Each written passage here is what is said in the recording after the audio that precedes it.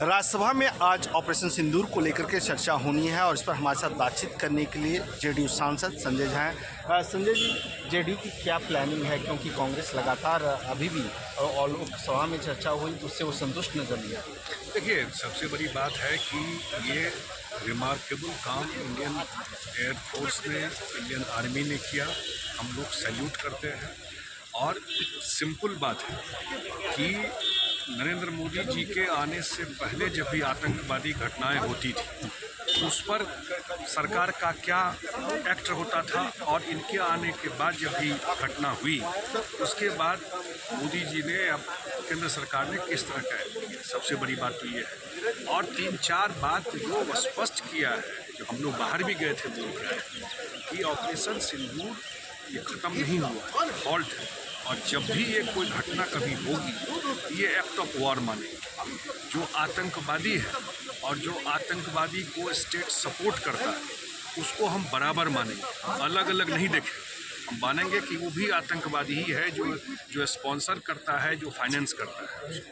और जो प्रधानमंत्री जी ने कहा कि blood and water can not flow together, खून और पानी एक साथ नहीं बह सकता। और 80% हम लोगों ने इंडस वाटर ट्रीटी में पानी दे दिया, अपने देश का पानी दे दिया पाकिस्तान।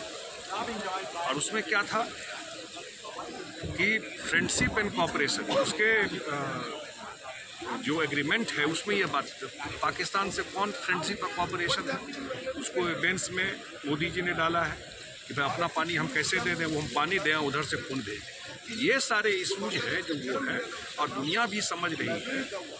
और कि अगर देश में अगर भारत पर अगर क्रॉस बॉर्डर टेररिज्म होगा तो सिर्फ बैठ के हम कंडेम नहीं करेंगे, हम एक्ट करके दिखाएंगे। लेकिन वो क्रिकेट को लेकर के सवाल खड़े कर रहे हैं, तो आखिरकार भारत और पाकिस्तान के बीच एशिया कप क्यों होने लगा है? अब ये मुझे इसका तो डिटेल आइडिया नहीं कि इसका बैकग्राउंड क्या है, लेकिन उनका केस जो है भूल गए हैं वो। इतना बड़ा घटना ताज पर हुआ, 170 लोग मारे गए 2008 में। क्या किया हम लोगों ने बताइए? इतने उसमें विदेशी लोग, लग रहा था कि बम्बई के शहर में कोई बचेगा नहीं। फाइनेंशियल कैपिटल देश का है, याद कीजिए, भूलना नहीं चाहिए। और स्टेशन पर जहाँ पर कैसे लोग आ गए, किस तरह से बूचर कर रहे थे लोग, ये सब पब्लिक के लोगों के नज़र में है और हम लोग कुछ नहीं कर पाए।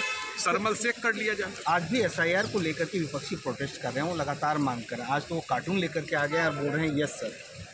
अब इसका क्या है, पहले भी हम लोगों ने कहा कि 2003 में भी एसआईआर हुआ है बिहार में, किसकी सरकार थी पता है, हाउस टू हाउस सर्वे हुआ। वो लोग चाहते क्या है, 5 साल में लोग मरते नहीं हैं क्या, उनका नाम हटना नहीं चाहिए। तो जो मरे हुए लोगों का नाम इलेक्शन कमीशन ने हटाया, असल में और कोई बात नहीं है। इनको बिहार का रिजल्ट क्या होने वाला है ये पता है, यही कन्फ्यूजन ये संविधान को लेकर के किया, अब इलेक्शन कमीशन पे कर रहे हैं। इसी तरह ईवीएम पे क्वेश्चन कर रहे थे। बिहार के लोग जानते हैं जब तक ईवीएम नहीं आया था बिहार में बूथ कैप्चरिंग होता था। याद कीजिए कितना कहानी बन गया, कोई गरीब को लोग वोट नहीं देने देते थे, बूथ कब्जा कर लेते थे। ये लोग भूले नहीं हैं। ईवीएम पर क्वेश्चन, एसआईआर पे क्वेश्चन, संविधान को लेकर के, इस सब जितने इंस्टीट्यूशन है सब पर इनका प्रश्न रहता है।